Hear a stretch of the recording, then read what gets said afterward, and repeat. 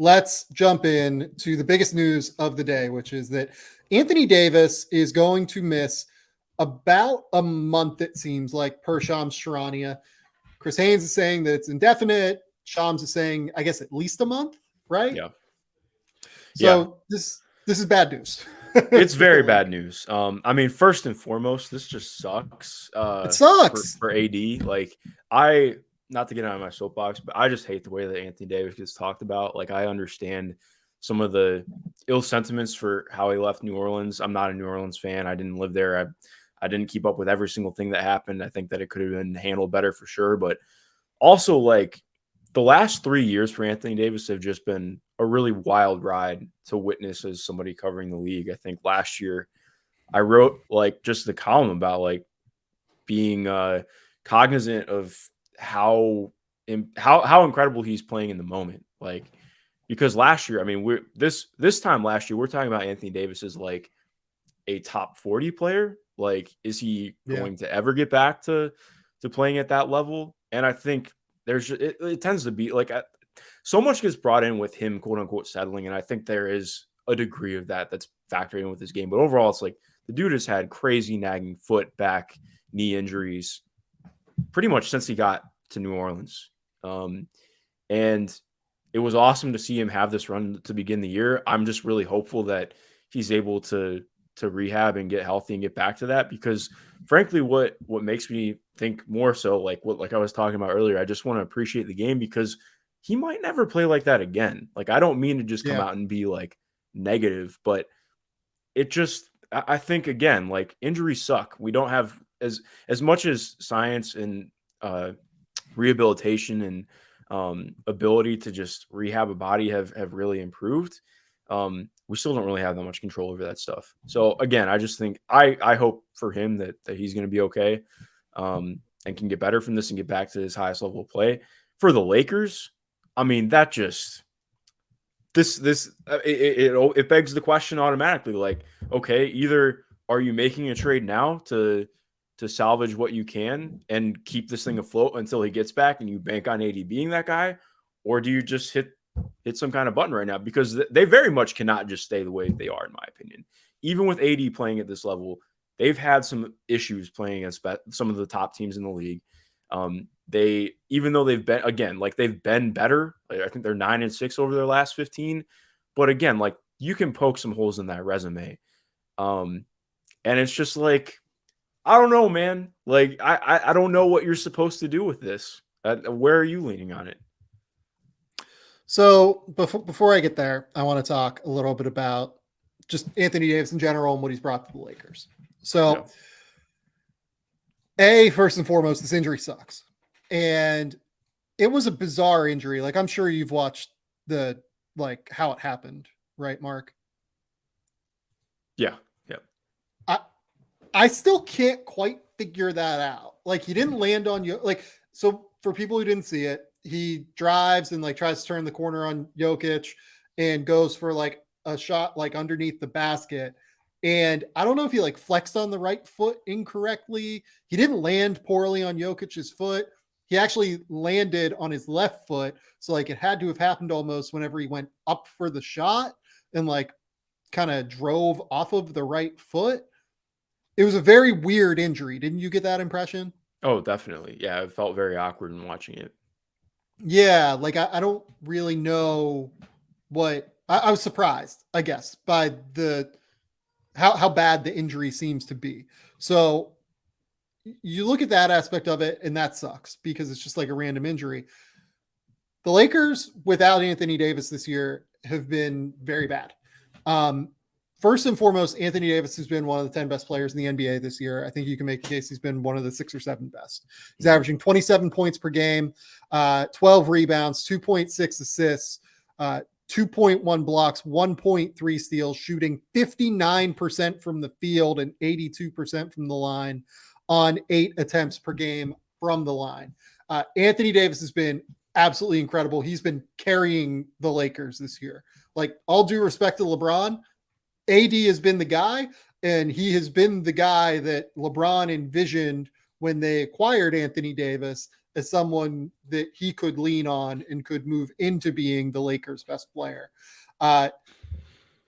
Particularly over the course of that run before the injury of, I would say, 13 games. Anthony Davis over his last 13 games has averaged 32 points, 14 rebounds, 2.3 blocks, shooting 64% from the field. I actually think Anthony Davis had been the best player in the NBA over the course of the last month. I think there is a very real case to be made about that.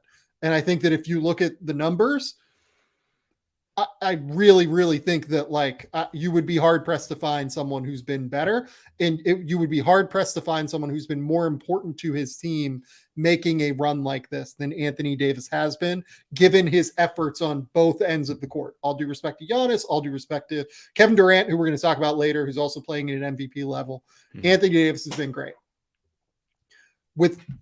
Without Anthony Davis, numbers are where we're going to start to get into some issues. So with Anthony Davis on the court, the Lakers are plus 1.5. All of these numbers are going to come via Daryl Blackport's play-by-play stats website.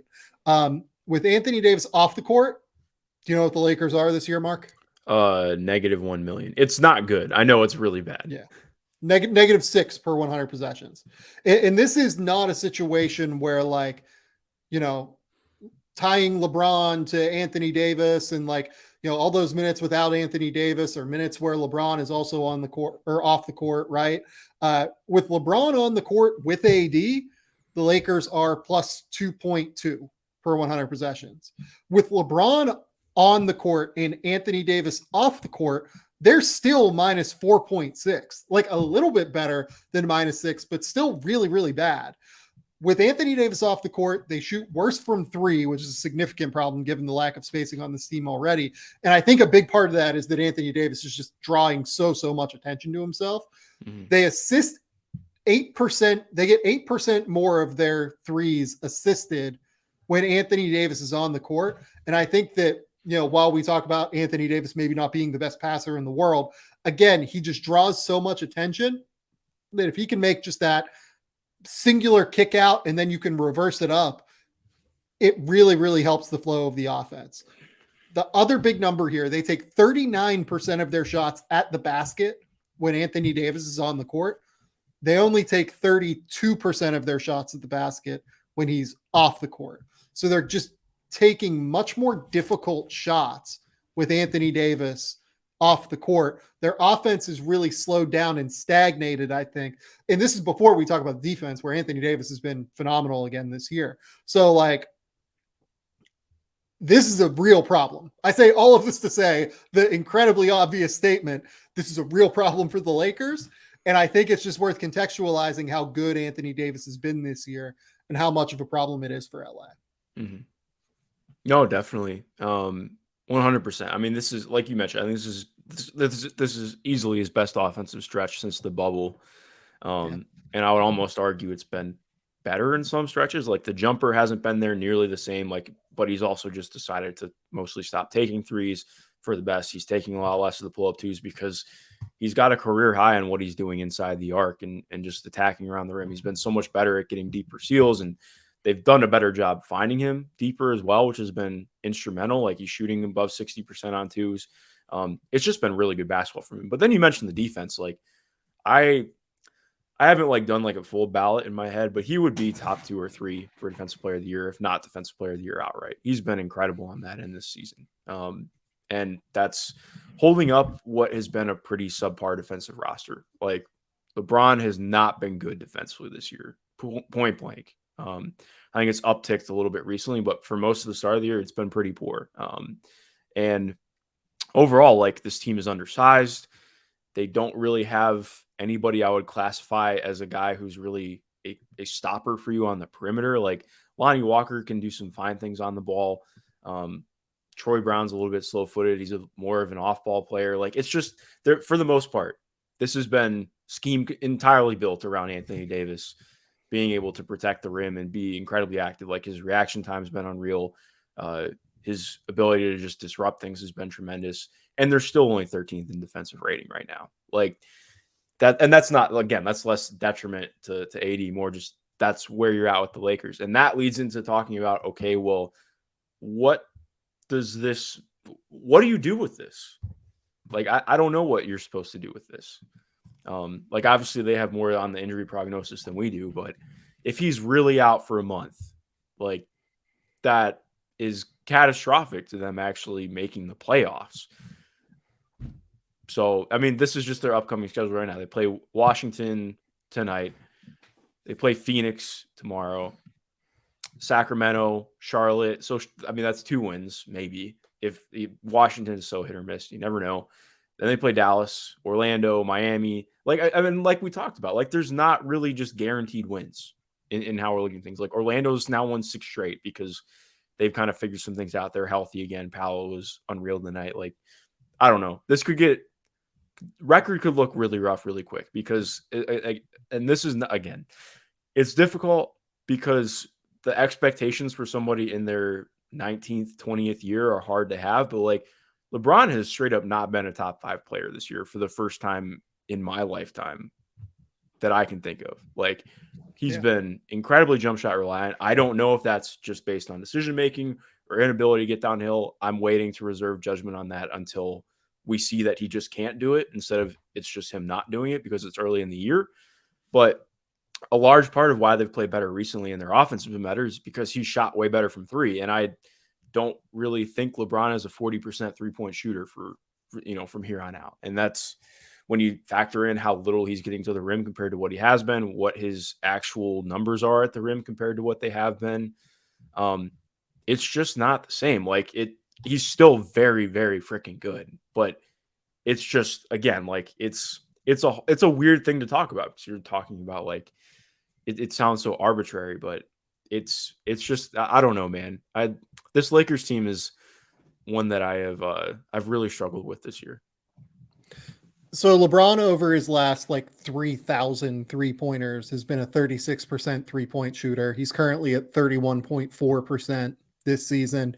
LeBron actually is shooting a lower percentage from the field than any season in his career since 2007. Yeah. Which is a long time. And I think it goes to show just how little pressure he's kind of putting on the rim.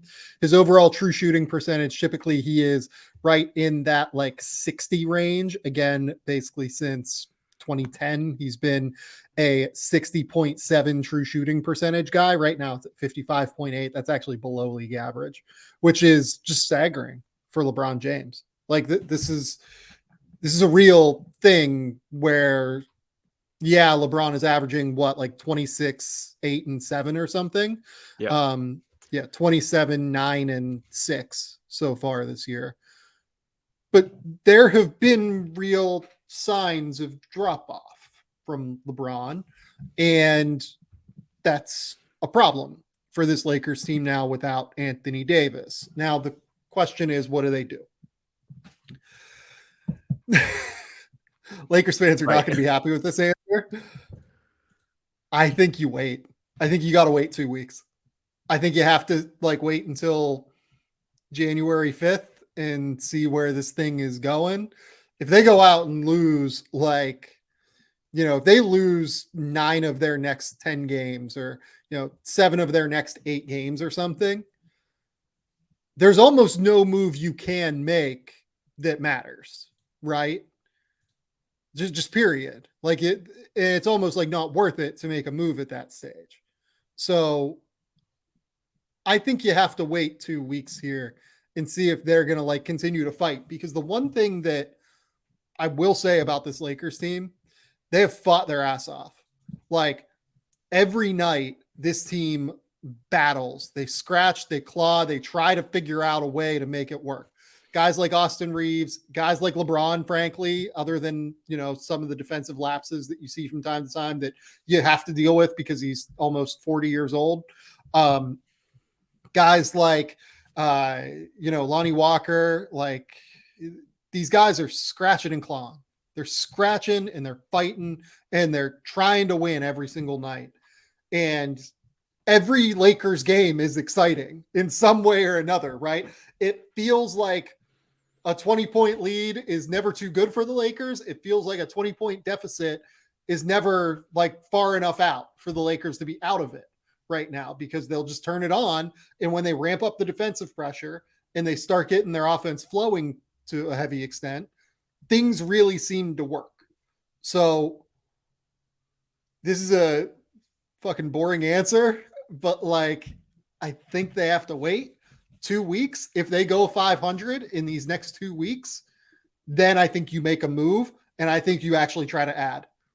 I genuinely think that you try to add like real talent to this roster, because I think the people on the roster, the players, deserve a chance to win, but they need to prove it over the next like 2 weeks or so here that they can make it work. Yeah, I think I'm in the same boat, because you can't really just do a knee-jerk thing to this. Because in some ways, I actually think that it could be more damaging to do that, because then you have to work new guys in. Right. It takes time. It might not click right away.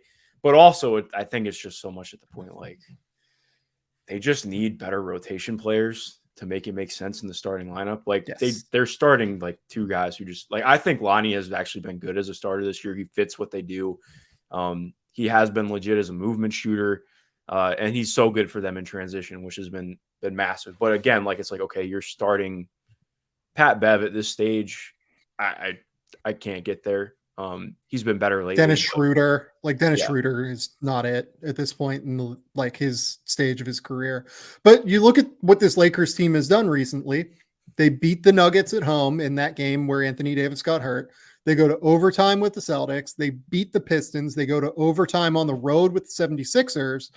And then additionally, within the last few weeks, they've beaten the Blazers. They've beaten the Bucks. They won on the road against the Wizards. Like, they've earned the right to try to compete. And it's shitty that we're now in this position where Anthony Davis is going to be out for a month, and they almost have to earn it again, it feels like. But like, if I just being real, like if I was Rob Pelinka and I was running the front office, like I would need to see, like, if they're going to go out and drop like 7 of their next 8 games, it almost doesn't matter. And I don't know if there's a move you can make right now that replaces Anthony Davis. Like, you go out and get Miles Turner and Buddy Hield, and you're starting LeBron James, Miles Turner, Buddy Hield, Austin Reeves, and, you know, whoever the fuck, right? Like Lonnie Walker, let's say.